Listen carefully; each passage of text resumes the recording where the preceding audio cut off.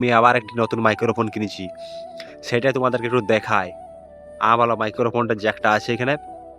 এটা নিয়ে তোমাদেরকে আবার একটি কথা বলি। কিছুদিন আগে একটা মাইক্রোফোন কিনেছি, সবাই তো জানো, আশা করি পোস্ট করেছি।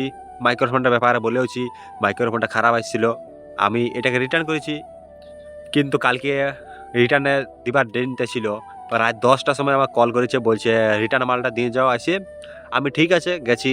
যাওয়ার পর রাত ১০টার সময় এর কাছে গেছি, বলি ফোন বের করাবো কি বের করাবো নাই, মানে ডর লাগছে। তামিল লোক তো ছাড়াই নিয়ে চলে যায় যদি ফোন টোন, তার জন্য আমি ফোনে ভিডিও বানাই নাই।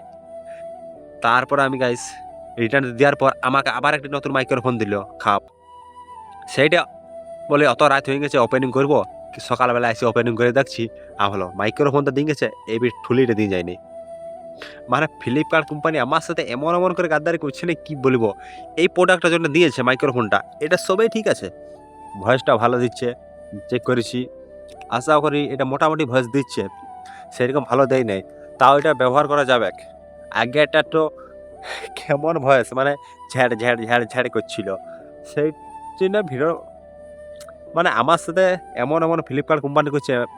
মানে দেখো, ফ্লিপকার্ট কোম্পানি ভালো বটে, একদিকে সব দিকে ভালো বটে। ফ্লিপকার্ট কোম্পানি অ্যাপসটা বানিয়ে দিয়েছে, প্রোডাক্ট বিকছে এরকম লোকে, আইডি খুলছে।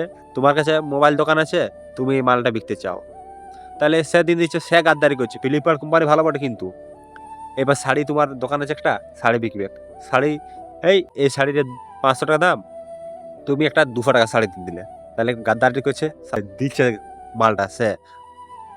কি আর বলবো তোমাদেরকে গাইস। নেহাত ফোনটা নিয়ে, ফোনটা আমি দোকানে নিয়েছি, নয়তো আমাকে ফোনের বদলে ইট ভাড়া দিত। আর গাইস, কার কার সাথে এরকম এরকম ঘটনাটা হয়েছে প্লিজ আমাকে জানাবে।